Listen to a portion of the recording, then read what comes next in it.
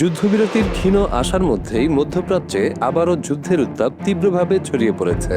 যুক্তরাষ্ট্রের সামরিক হামলার জবাবে কুয়েত ও বাহরাইনে থাকা মার্কিন ঘাঁটিতে ক্ষেপণাস্ত্র ও ড্রোন হামলা চালিয়েছে ইরান।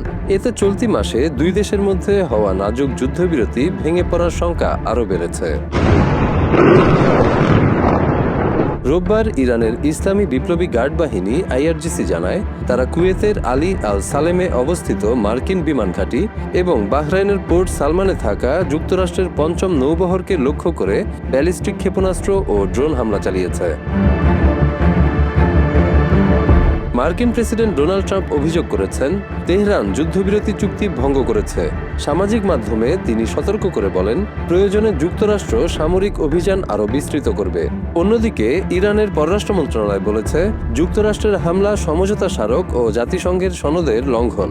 তারা নিজেদের সার্বভৌমত্ব রক্ষায় পাল্টা ব্যবস্থা নেওয়ার অঙ্গীকার করেছে। হামলার তীব্র নিন্দা জানিয়েছে বাহরাইন। দেশটি বলেছে, এই হামলা তাদের সার্বভৌমত্বের লঙ্ঘন এবং আঞ্চলিক স্থিতিশীলতা ও উত্তেজনা কমানোর প্রচেষ্টাকে ক্ষতিগ্রস্ত করেছে।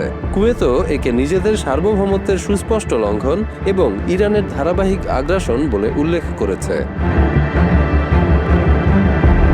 এর আগে শনিবার যুক্তরাষ্ট্র ইরানের সিরিক, বান্দার ই লেঙ্গেহ ও কেশন দ্বীপে হামলা চালায়।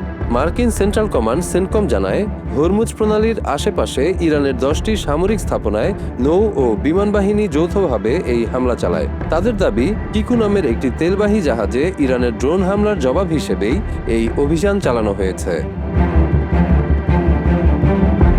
পানামার পতাকাবাহী ওই তেলবাহী জাহাজে 20 লাখের বেশি ব্যারেল অপরিশোধিত তেল ছিল। শনিবার ভোরে হরমুজ প্রণালীর কাছে চলাচলের সময় সেটি হামলার শিকার হয়। যুক্তরাজ্যের ইউকেএমটিও জানায়, জাহাজটির ব্রিজ ক্ষতিগ্রস্ত হলেও সব নাবিক নিরাপদ আছেন। কুয়েত ও বাহরাইনে ইরানের হামলার নিন্দা জানিয়েছে কাতার, সংযুক্ত আরব আমিরাত, জর্ডান ও ওমান।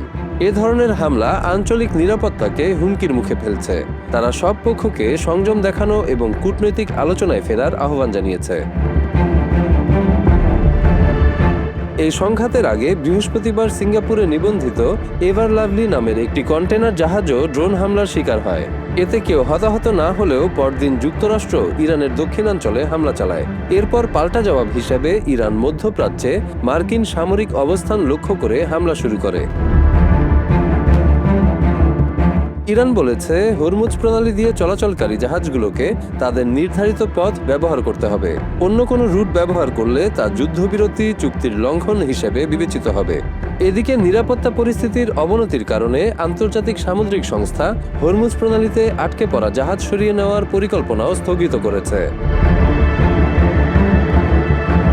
ইরানের পররাষ্ট্রমন্ত্রী আব্বাস আরাকচি বলেছেন, আগামী 30 দিন হরমুজ প্রণালীর পূর্ণ নিয়ন্ত্রণ ইরানের হাতেই থাকবে। তিনি সতর্ক করে বলেন, নতুন কোনো সামরিক পদক্ষেপ পরিস্থিতিকে আরও জটিল করবে এবং প্রণালীটি পুরোপুরি সচল হতে দেরি হবে। তিনি সব পক্ষকে সমঝোতা স্মারকের শর্ত মেনে চলার আহ্বান জানান।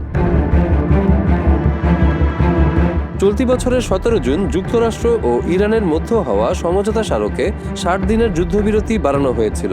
সেই সময়ের মধ্যে সংঘাতের স্থায়ী সমাধানে আলোচনার কথা ছিল। বিশ্বের প্রায় 20% তেল পরিবহন হওয়া হরমুজ প্রণালীর নিরাপদ চলাচল এই চুক্তির অন্যতম গুরুত্বপূর্ণ অংশ। বিশ্লেষকদের আশঙ্কা, বেসামরিক এলাকায় বড় ধরনের হামলা বা মার্কিন সেনা নিহত হলে পরিস্থিতি দ্রুত নিয়ন্ত্রণের বাইরে চলে যেতে পারে।